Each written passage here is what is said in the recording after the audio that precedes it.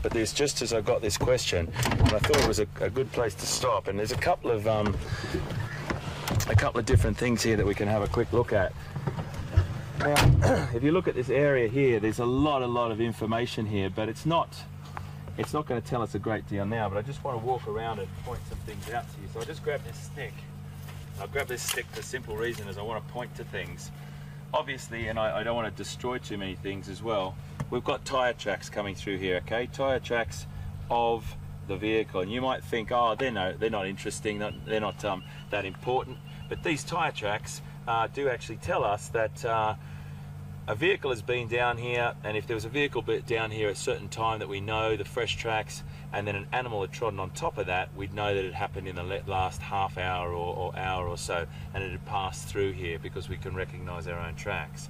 There's also down here, there's a footprint, not mine. Well, that one actually, no, that one's not mine. That one right there, and that could have been a tracker. This one just here, that could have been a tracker that got off a vehicle to have a look at some of the other tracks around here. There's also tiny little things like over here. There's beautiful oblique light just pushing through that there. Bird tracks. There's tiny little squiggles all around here, which are insects that probably ran through last night. And then there's all different types of information that the Bush newspaper has put out for you, and that's whether a bit of grass is blown into that, if the edge of the track is actually crusted over and the edge is actually broken down from the wind. There's loads and loads of different things that you have to take into account. Now, if all these tracks were obliterated by rain, absolutely fantastic. That's probably the best time for someone like me to track, because all those tracks are fresh. But if you have someone like Steph, who's a complete master at it, you will learn a massive amount, and that's what's going to be so great about our walks with Scotty and Steph.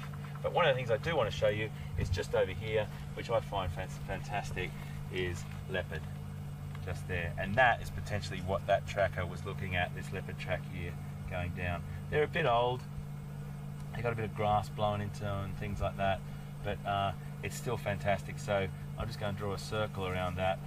That's that one there, and then there's another one just here, just there as well. So just a little short sort of bit of information about tracking.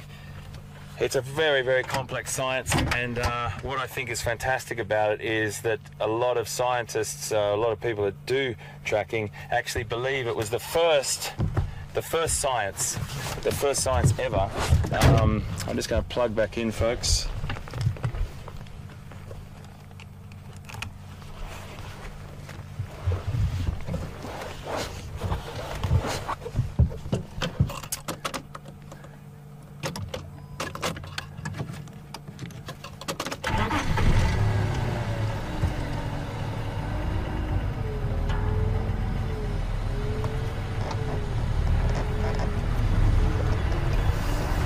Hopefully that was a little bit of an insight to it. It's sort of a bit rough around the edges, but it just gives you a bit of an idea that there's lots of little bits of information out there.